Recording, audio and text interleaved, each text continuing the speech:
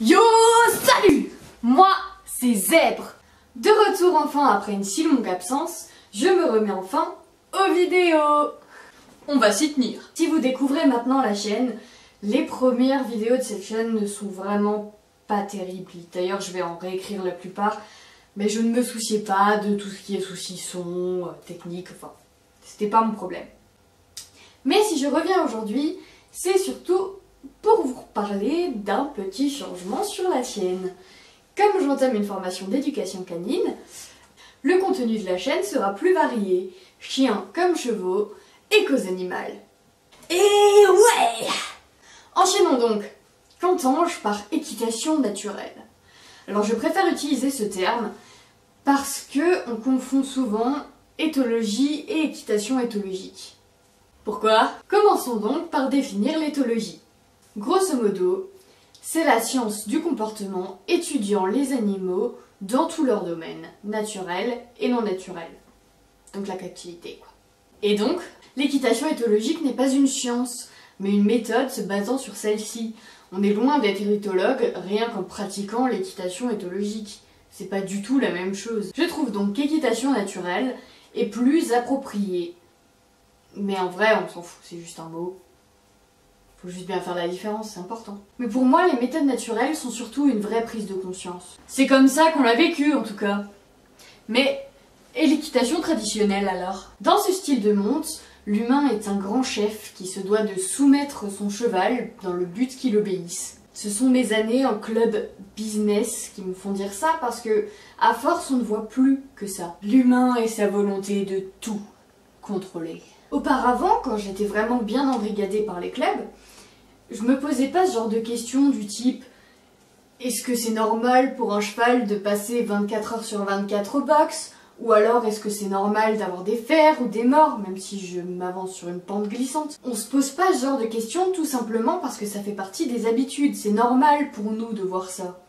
Et c'est pour ça qu'il nous faut un vrai déclic pour pouvoir changer de façon de voir les choses tout simplement. Parce qu'au fond, toutes ces choses sont des sources de douleur et d'ennui plutôt inutiles. Je pense, et c'est la réflexion à laquelle j'ai abouti après des années de questionnement, que si déjà ils nous laissent leur grimper sur le dos, nous laissent leur faire tellement de choses, au moins on devrait et pourrait leur laisser un maximum de liberté. Parce que l'essence de Spirit, c'est quand même ça, la liberté. Ouais, le Disney, ouais. Je suis bien en zèbre. Et donc, quand on baigne là-dedans depuis l'enfance, on cherche pas plus loin et c'est foutrement dommage. Parce que c'est en se posant des questions sur le comportement de son cheval et sur son bonheur qu'on arrive vraiment à lier une relation de confiance homme-cheval magnifique. Mais alors, comment nous est venu ce déclic? C'est ça que vous vous demandez? C'est mon avis et mon parcours. Mais quand on n'a jamais cherché plus loin, on a besoin d'un tremplin qui, je vais pas vous mentir, vous mettra une bonne claque au début. Bah ouais, ça remettait tout en question. J'ai donc eu beaucoup d'aide et d'explications de la part d'amis qui m'ont appris la vie en fait. Je pense pas que sans eux, j'aurais pu avoir ce déclic. Vraiment pas. Et ce fut le début d'un long chemin dont on a encore plein de choses à apprendre et franchement, c'est que du bonheur. Bien sûr, on ne porte pas de jugement, chacun ses pratiques, même si on n'adhère pas forcément. Chacun éduque son cheval comme il veut, et s'il est heureux comme ça, et ben tant mieux. C'est le choix et le droit de tout le monde, et tant que l'équidé a de quoi nourrir et vivre correctement, on n'a rien à dire. Mais la limite pour la maltraitance des chevaux est un peu floue au goût de Zèbre. Bah oui, parce que quand on frappe un chien, on est d'accord, c'est de la maltraitance. Mais quand on roue un cheval de coups pendant les courses, alors d'accord, les coups de cravache sont limités, mais est-ce que ça fait moins mal pour autant? Est-ce que la force avec laquelle le cheval est frappé est limitée? Non. Il y a des amendes pour coups de cravache excessifs, mais franchement, dans ce milieu, je pense pas que ça les dérange. Tu vois ce que je veux dire? D'un point de vue juridique, les animaux domestiques sont déjà mieux protégés. Même s'il y a encore pas mal de chemin à faire.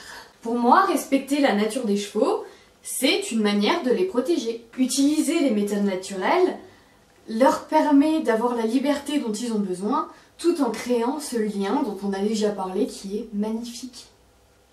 et magique. Magique. Alors bien sûr, tous les clubs ne sont pas pareils. Enfin, j'espère pas. Certains proposent des cours d'éthologie même. Et je cite la fiche de la FFE. L'approche éthologique du poney et du cheval est proposée par les centres équestres pour répondre à l'aspiration des cavaliers qui veulent connaître le poney ou le cheval autrement. Alors oui, c'est génial, mais pourquoi ne pas proposer ça d'emblée?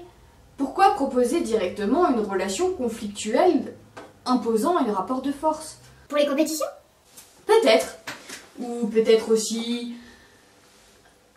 pour rester dans la tradition. Ou peut-être... Oui, on a compris, tu as plein de théories. Oui, mais peut-être parce qu'il y a plein de raisons. C'est aussi une théorie. Ouais.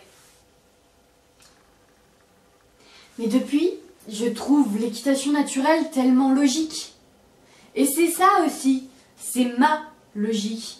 Tout le monde ne cherchera pas à comprendre ce que j'essaie de dire, ou ne voudra pas tout simplement le comprendre parce qu'ils ont une toute autre vision des choses. L'équitation naturelle est un émerveillement, et ceux qui feront l'effort de franchir ce cap pour leur cheval comme pour eux seront largement récompensés. Attends, on a tout dit là? Ouais. Abonne-toi! Et oublie pas, l'équitation, ça aère les poumons.